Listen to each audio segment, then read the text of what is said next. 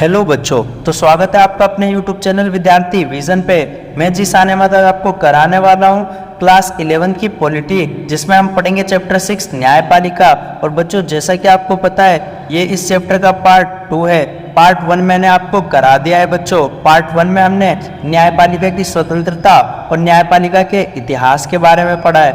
आज पार्ट 2 में हम पढ़ेंगे बच्चों न्यायपालिका की संरचना के बारे में। न्यायपालिका की संरचना और न्यायपालिका के बच्चों मौलिक क्षेत्राधिकार के बारे में पढ़ेंगे। क्या? न्यायपालिका के क्षेत्राधिकार के बारे में पढ़ने वाले बच्चों, क्षेत्राधिकार के बारे में। साथ ही साथ में बच्चों इसमें हम जानेंगे जनहित याचिका के बारे में। तो आज का मोटिवेशनल कोट से बच्चों कि मुसीबतों को आना पार्ट ऑफ लाइफ है और उन मुसीबतों से बाहर निकलना ये क्या है बच्चों?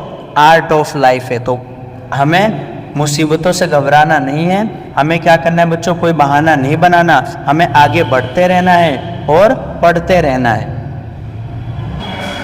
तो आज का हमारा पहला टॉपिक है बच्चों न्यायपालिका की संरचना। तो जैसा कि आप जानते हैं बच्चों कि हमारी न्यायपालिका कैसी है? पिरामिड की तरह। भारतीय न्यायपालिका कैसी है बच्चों? पिरामिड की तरह। सबसे पहले क्या है? सुप्रीम कोर्ट, उसके बाद क्या है? हाई कोर्ट, उसके बाद क्या है बच्चों? डिस्ट्रिक्ट कोर्ट, और उसके नीचे क्या है? सबऑर्डिनेट कोर्ट है, यानी अधीनस्थ न्यायालय है, जैसा कि बच्चों आपको यहाँ पे दिख रहा है। तो हमारे वहाँ सुप्रीम कोर्ट यानी उच्चतम न्यायालय है, और ये उच्चतम न्यायालय कितनी है बच्चों? एक है। और अगर पूछे बच्चों इस सुप्रीम कोर्ट का हैप्पी बर्थडे कब आता है, तो 28 जनवरी 1950 को। सुप्रीम कोर्ट कब बना बच्चों? 28 जनवरी 1950 को। और इस सुप्रीम कोर्ट में बच्चों जज कितने हैं? जज हैं 1+33। कितने जज है बच्चों? 1+33। और इसमें जो 1 होता है ना बच्चों, इसका नाम है CJI, यानी चीफ जस्टिस ऑफ इंडिया। और ये जो CJI है ना, इसकी सैलरी बच्चों 2,50,000 है। CJI की सैलरी कितनी है बच्चों? 2,50,000। सबसे शक्तिशाली कौन होता है बच्चों? Supreme court. सुप्रीम कोर्ट का हैप्पी बर्थडे कब आता है, यानी कब बना? 28 जनवरी 1950 को। और इसमें जज कितने हैं बच्चों? 1+33। जो 1 होता है वो कौन है? CJI। और CJI की सैलरी कौन है, कितनी है बच्चों? 2,50,000। अगर बात करें बच्चों CJI की, यानी चीफ जस्टिस ऑफ इंडिया, तो अगर पूछे बच्चों फर्स्ट CJI का नाम क्या था? HJ कानिया। पहले CJI का नाम क्या था बच्चों? HJ कानिया। और अगर पूछे बच्चों वर्तमान में CJI कौन है, तो वर्तमान CJI का नाम है DY चंद्रचूड़। वर्तमान CJI का नाम क्या है बच्चों? DY चंद्रचूड़। पहले कौन थे? HJ कानिया। वर्तमान कौन है बच्चों? DY चंद्रचूड़। और DY चंद्रचूड़ के जो हैं, इनके पापा का नाम क्या था? YV चंद्रचूड़ बच्चों। और ये जो YV चंद्रचूड़ है ना, ये भी क्या थे? CJI। तो DY चंद्रचूड़ एकमात्र CJI हैं जिनके पापा भी क्या थे? CJI थे। और ये क्या थे? ज्यादा समय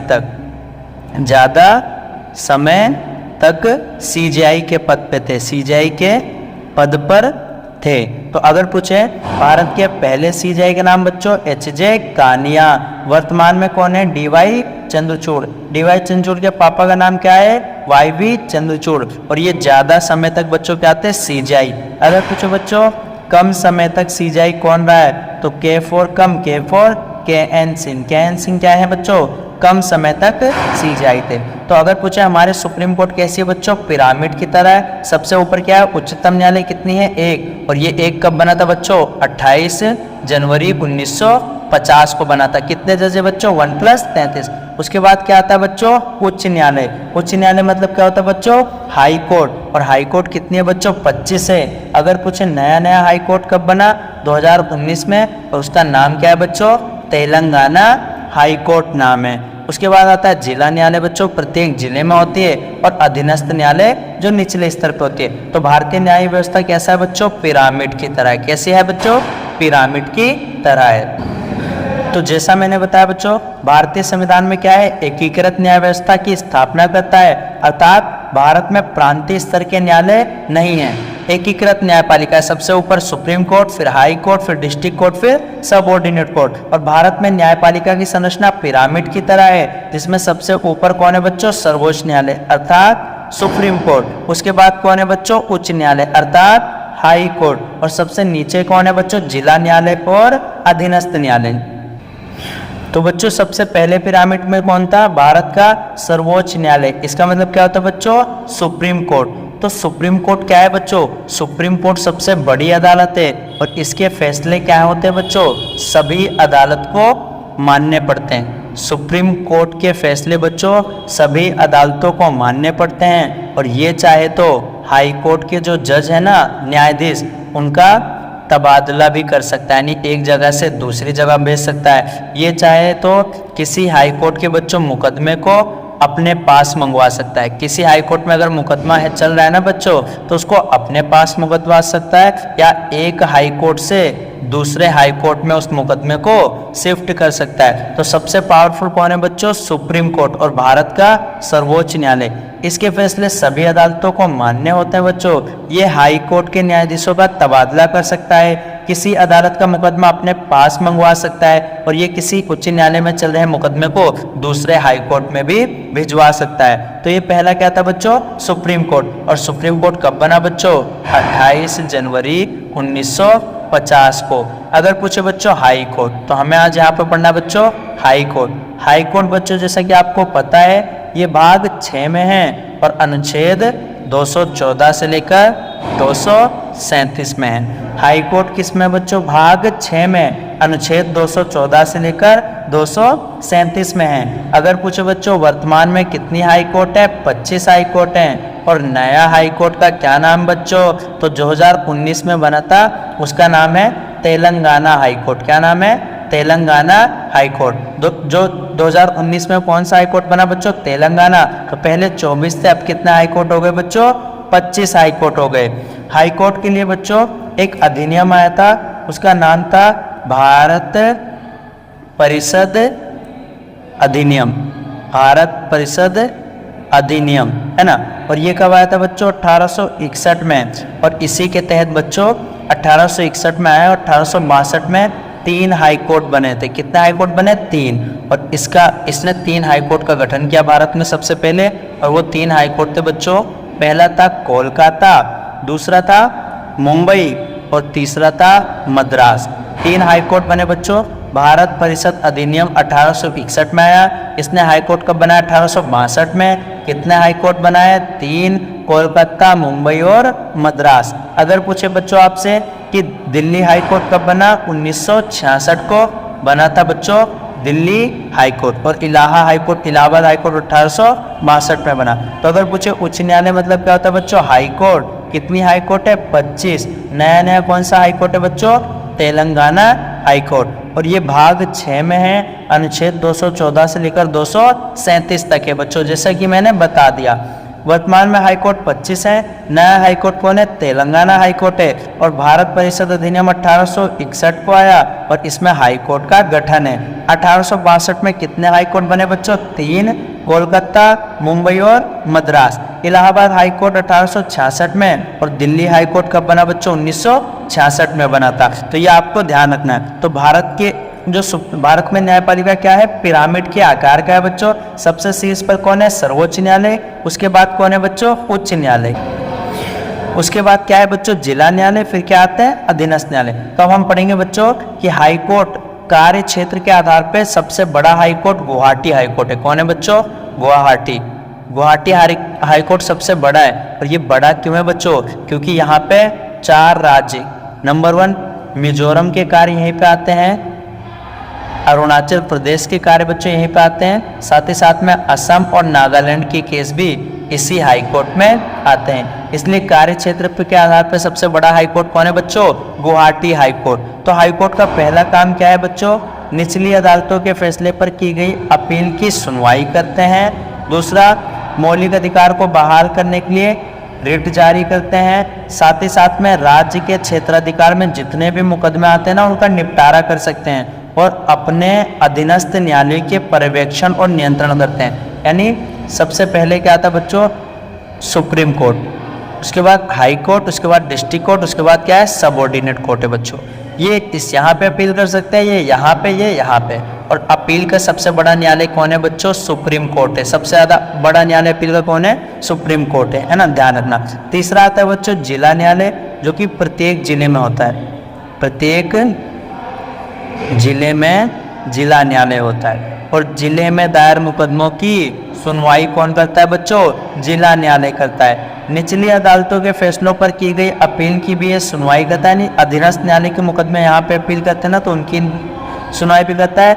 गंभीर किस्म के आपराधिक मामलों पर भी ये फैसला देता है बच्चों। उसके बाद आता है अधीनस्थ न्यायालय, ये फौजदारी और दीवानी किस्म के मुकदमों पर विचार करता है। तो अगर पूछे बच्चों कि अधीनस्थ न्यायालय क्या करता है, एक फौजदारी मुकदमा होता है और एक दीवानी मुकदमा होता है बच्चों। फौजदारी मुकदमा किसे कहते हैं? तो फौजदारी मतलब क्या होता है बच्चों? चोरी, हत्या और डकैती से रिलेटेड होता है। दीवानी मतलब क्या होता है? जो बच्चे लेन देन यानी जुर्माने से रिलेटेड होता है। इसमें हम सजा दे सकते हैं, इसमें हम जुर्माना लगा सकते हैं बच्चे। तो ये था बच्चों आपका भारतीय न्यायपालिका की संरचना, न्यायपालिका की संरचना जिसमें बच्चों मैंने आपको क्या क्या बताया, एक बार रिवाइज कर लेते हैं।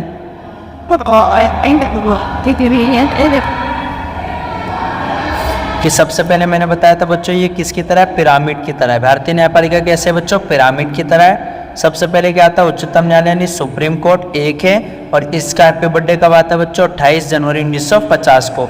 हाई कोर्ट कितने हैं बच्चों? 25 है और नया हाई कोर्ट कौन है? 2019 में बना तेलंगाना हाई कोर्ट। जिला न्यायालय प्रत्येक जिले में होता है। अधीनस्थ न्यायालय वो।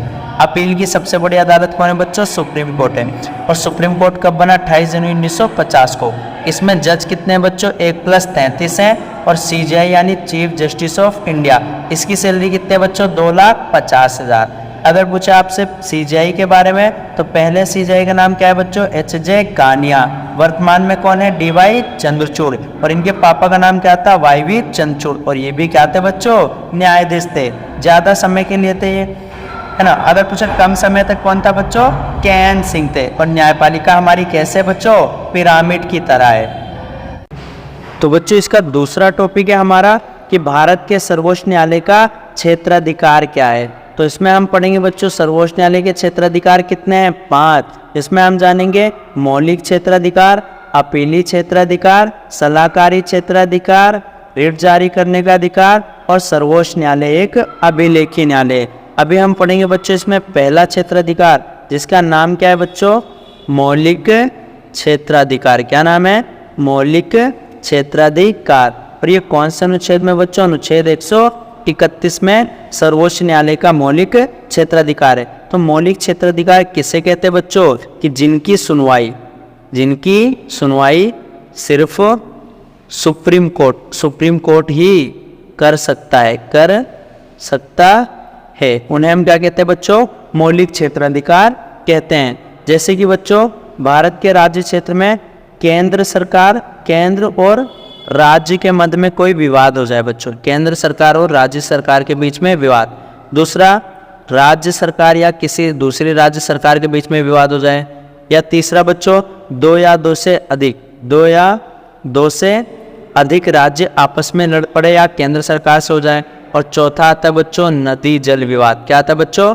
नदी जल विवाद। तो ये सारे विवाद क्या आते हैं बच्चों? मौलिक क्षेत्राधिकार के अनुच्छेद 131 में आते हैं और इनकी सुनवाई सिर्फ कौन कर सकता है? सुप्रीम कोर्ट है। तो भारत का सर्वोच्च न्यायालय विश्व के सबसे शक्तिशाली न्यायालयों में से एक है और सर्वोच्च न्यायालय के कार्य एवं उत्तरदायित्व संविधान में दर्ज है बच्चों। तो मौलिक क्षेत्राधिकार कौन से अनुच्छेद में? 131 में है। भारत में घटित ऐसे मामले जिनकी सुनवाई सिर्फ सुप्रीम कोर्ट ही कर सकता है, जैसे बच्चों केंद्र और राज्यों के मध्य में विवाद, दो या दो से अधिक राज्यों के मध्य में विवाद, या दो राज्यों की सरकारों के मध्य में विवाद, या दो या दो से अधिक राज्यों की सरकारों के बीच में विवाद, या चौथा आता है बच्चों आपका नदी जल विवाद। तो मौलिक क्षेत्राधिकार किसे कहते हैं? जिनकी सुनवाई सिर्फ सुप्रीम कोर्ट ही कर सकता है। उसके बाद बच्चों दूसरा आता है हमारा अपीली क्षेत्राधिकार। क्या आएगा बच्चों? अपीली क्षेत्राधिकार। और ये कौन से अनुच्छेद में बच्चों? 132 में। इसका मतलब क्या है बच्चों कि सुप्रीम कोर्ट में हम हाई कोर्ट के निर्णय के ऊपर क्या कर सकते हैं बच्चों, अपील कर सकते हैं। और अपील किस चीज़ में बच्चों, या तो दीवानी मामला हो या तो किस मामले में बच्चों, फौजदारी। चाहे दीवानी मामला हो चाहे फौजदारी, उसके खिलाफ हम अपील कर सकते हैं। दीवानी किसे कहते हैं बच्चों, जो अधिनियम से जुड़ा है, अधिनियम या कानून से जुड़ा है, इसमें सिर्फ जुर्माना लगाते हैं। और फौजदारी क्या होता है बच्चों, लूट, लड़ाई, हत्या, चोरी, डकैती, ये सब क्या है बच्चों, फौजदारी मामला है।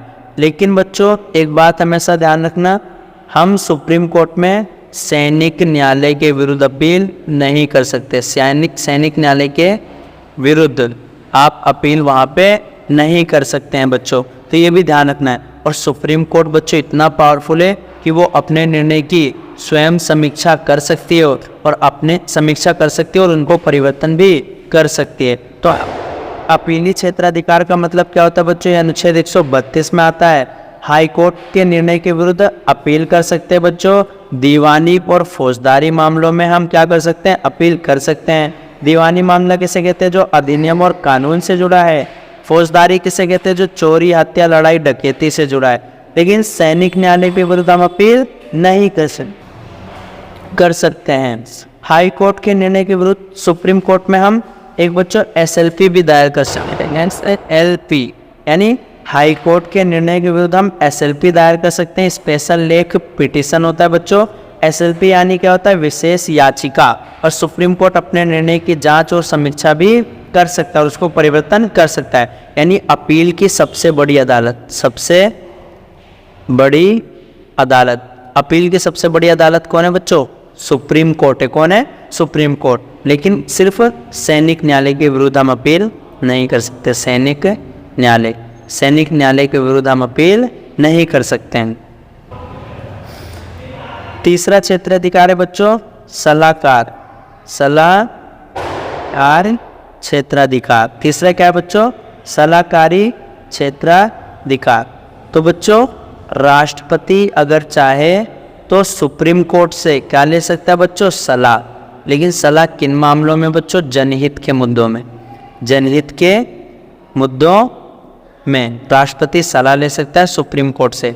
लेकिन सुप्रीम कोर्ट सलाह देने के लिए बाध्य नहीं है। मान लो सुप्रीम कोर्ट ने क्या किया, प्रेसिडेंट ऑफ इंडिया को सलाह दे भी दिया, तो प्रेसिडेंट सलाह मानने के लिए बाध्य नहीं है। लेकिन बच्चों तो जनहित के मामले में राष्ट्रपति क्या कर सकता है, सुप्रीम कोर्ट से सलाह मांग सकता है।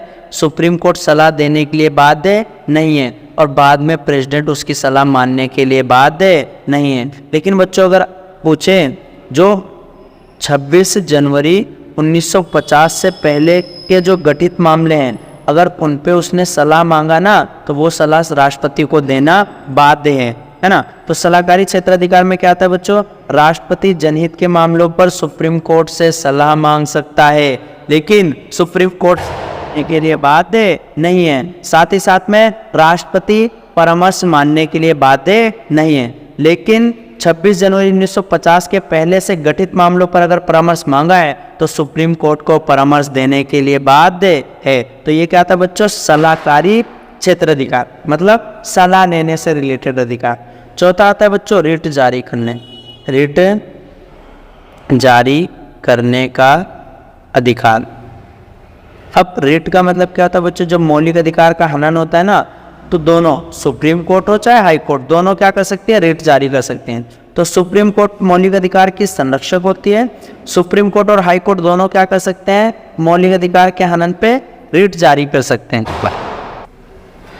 और अगर बच्चों आपसे पूछे रिट कितने प्रकार की होती है, 5 प्रकार की। रिट कितने प्रकार की होती है बच्चों, 5। तो रिट सुप्रीम कोर्ट भी जारी कर सकती है बच्चों और हाई कोर्ट भी। सुप्रीम कोर्ट अनुच्छेद 32, कौन सा अनुच्छेद बच्चों, 32 के तहत क्या कर सकती है, रिट जारी कर सकती है। और हाई कोर्ट अनुच्छेद 226 के तहत। सुप्रीम कोर्ट कितनी जारी करेगी बच्चों, 5। हाई कोर्ट कितनी जारी कर सकती है, 6। तो हाई कोर्ट बच्चों रिट जारी करने में अधिकार उसके पास ज़्यादा है। छठा रिट कौन सा होता है बच्चों, इंजंक्शन। ये इंजंक्शन रिट है ना, सिर्फ कौन जारी कर सकता है, सिर्फ हाई कोर्ट जारी कर सकता है। हाई कोर्ट जारी कर सकता है ना। तो ये ध्यान रखना है बच्चों। तो रिट 5 प्रकार की होती है। पहली रिट का नाम क्या है बच्चों? बंदी प्रत्यक्षीकरण। दूसरा क्वेश्चन राइट है। तीसरा प्रतिषेध। चौथा बच्चों परमादेश। और पांचवा क्या है? अधिकार पक्षा। ये रिट बच्चों, पांचों रिट आपके लिए बहुत जरूरी है। और हाई कोर्ट कितनी जारी करती है? 6। छठा का नाम क्या है बच्चों? इंजक्शन। तो सुप्रीम कोर्ट अनुच्छेद 32 के तहत, हाई कोर्ट अनुच्छेद 226 के तहत रिट जारी करता है। और ये 5 रिट को बच्चों हमने सेकंड चैप्टर, जो कि हमारा कौन सा था बच्चों? मौलिक अधिकार। मौलिक अधिकार के बारे में था, उसमें हमने पढ़ लिया है। पांचवा आएगा बच्चों कि पांचवा है मौलिक, पांचवा सुप्रीम क्षेत्राधिकार है कि सर्वोच्च न्यायालय एक अभिलेखी न्यायालय। अभिलेख न्यायालय मतलब क्या होता है बच्चों? सर्वोच्च न्यायालय कैसा न्यायालय का? अभिलेख न्यायालय। अभिलेख न्यायालय का मतलब है बच्चों कि हाई कोर्ट या नीचे की अदालतों को सुप्रीम कोर्ट के जितने भी रिकॉर्ड है ना, उनको लिखना होगा और उनका क्या करना पड़ेगा बच्चों? पालना करना पड़ेगा। यदि हाई कोर्ट ऐसा नहीं करते हैं तो उन्हें दंडित दिया जाएगा बच्चों। तो सर्वोच्च न्यायालय के निर्णय के रिकॉर्ड रखना हाई कोर्ट को रखना पड़ता है और वे पालन करेंगी। यदि अधीनस्थ न्यायालय पालन नहीं करते तो न्यायिक अवमानना माना जाएगा और इसके तहत उसको दंडित कर सकते हैं। साथ ही साथ में बच्चों राष्ट्रपति और उपराष्ट्रपति के निर्वाचन संबंधी कोई विवाद है वो भी सुप्रीम कोर्ट ही हल कर सकता है। और यूपीएससी बच्चों, यूपीएससी के अध्यक्ष और सदस्यों की जांच भी कौन करता है बच्चों? सर्वोच्च न्यायालय ही करता है। तो ये बच्चों क्या था? सर्वोच्च न्यायालय के क्षेत्राधिकार थे। कितने क्षेत्राधिकार थे बच्चों? 5 क्षेत्राधिकार थे। पहला क्या था? मौलिक क्षेत्राधिकार। दूसरा अपीली क्षेत्राधिकार। तीसरा सलाहकारी क्षेत्राधिकार। चौथा रिट जारी करने का अधिकार। और पांचवा सर्वोच्च न्यायालय एक अभिलेखी न्यायालय। और ये कौन से अनुच्छेद में बच्चों? 129 में। तीसरा टॉपिक आता है बच्चों आपका जनहित याचिका। अब जनहित याचिका किसे कहते हैं बच्चों? इसको बोलते हैं PIL। PIL का मतलब क्या होता है बच्चों? Public interest litigation. PIL का फुल फॉर्म क्या होता है बच्चों? Public interest litigation. यानी जनहित याचिका मतलब क्या होता है बच्चों? Public interest litigation. और इसके उदाहरण बच्चों कहाँ से लिया हमने? अमेरिका में। कहाँ से लिया है बच्चों? अमेरिका से। भारत में कब आया बच्चों? 1979 में बच्चों, है ना। तो PIL यानी पब्लिक इंटरेस्ट लिटिगेशन होता है बच्चों। और इसके उदाहरण हमने कहाँ से लिया? अमेरिका के न्यायशास्त्र से लिया है। इसका अर्थ है जनहित की सुरक्षा के लिए याचिका दायर करना। और ये सिर्फ सुप्रीम कोर्ट में या हाई कोर्ट में हम इसको दायर कर सकते हैं।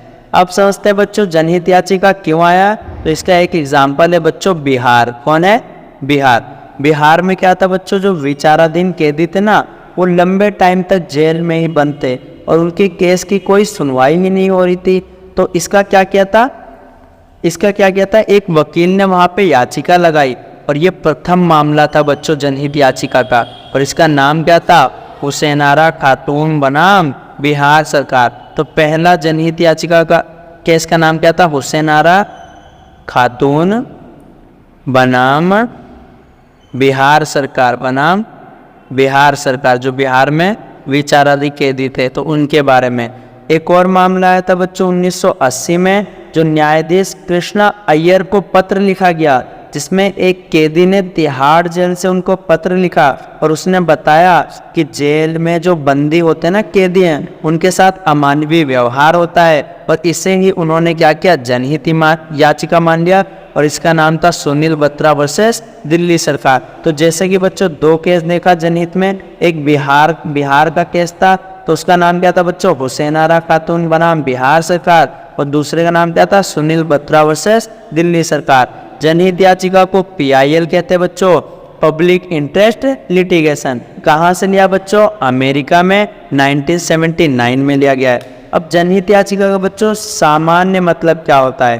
तो कानून की सामान्य प्रक्रिया में क्या होता है बच्चों? वही इंसान अदालत जाएगा जिसका कोई खुद व्यक्तिगत नुकसान हुआ हो। लेकिन जनहित याचिका में बच्चों हम दूसरों की याचिका को हम जनहित के मुद्दों से जोड़कर उसकी याचिका की सुनवाई करने लगते हैं। तो जैसा कि लिखा है बच्चों, कानून की सामान्य प्रक्रिया में कोई व्यक्ति तभी अदालत जा सकता है जब उसका कोई व्यक्तिगत नुकसान हो। लेकिन 1979 में न्यायालय ने ऐसे मुकदमों की सुनवाई करने का फैसला लिया जिसे पीड़ित लोगों ने नहीं बल्कि उसकी ओर से दूसरों ने दाखिल किया था, क्योंकि इस मामले में बच्चों जनहित से संबंधित मुद्दे पे विचार हो रहा था। इसलिए इसे और इसके जैसे जो कई सारे याचिकाएं थे ना, उन्हीं को हम जनहित याचिका नाम दे दिया। जनहित याचिका बच्चों रिट से अलग होता है। पता है जो रिट होते हैं ना बच्चों 5 प्रकार के होते हैं और अनुच्छेद 32 के तहत जो जारी करते हैं। रिट क्या होता है? ये रिट से अलग है। रिट अपने फायदे के लिए डाला जाता है और जनहित याचिका बच्चों समाज के भले के लिए डाला जाता है ना। तो ध्यान रखना जनहित याचिका और रिट जो है अलग अलग प्रक्रिया है। तो उम्मीद करता हूँ बच्चों आज की वीडियो आपको समझ में आई होगी। इसमें हमने सबसे पहले हमने पढ़ा था न्यायपालिका की संरचना के बारे में। दूसरा टॉपिक हमने किया बच्चों न्यायपालिका के क्षेत्राधिकार के बारे में। साथ ही साथ में तीसरा हमने क्या किया बच्चों? जनहित याचिका। परीक्षा की दृष्टि से बच्चों ये तीनों बहुत ही इंपॉर्टेंट रहने वाले हैं। 5-5 नंबर में बच्चों आपसे पूछ सकता है इनके बारे में। तो उम्मीद करता हूँ आपको आज की वीडियो समझ में आई होगी। वीडियो में ग्रुप से रिलेटेड कोई भी डाउट हो बच्चों तो आप हमें कमेंट बॉक्स में ज़रूर बता सकते हैं या पूछ सकते हैं बच्चों। वीडियो से लेकर कोई क्वेरी हो तो कमेंट में ज़रूर बताएं। साथ ही साथ में कोई दिक्कत है आपको या कुछ समझ में नहीं आया तो हमसे आप पूछ सकते हैं। तब तक के लिए बच्चों जय हिंद।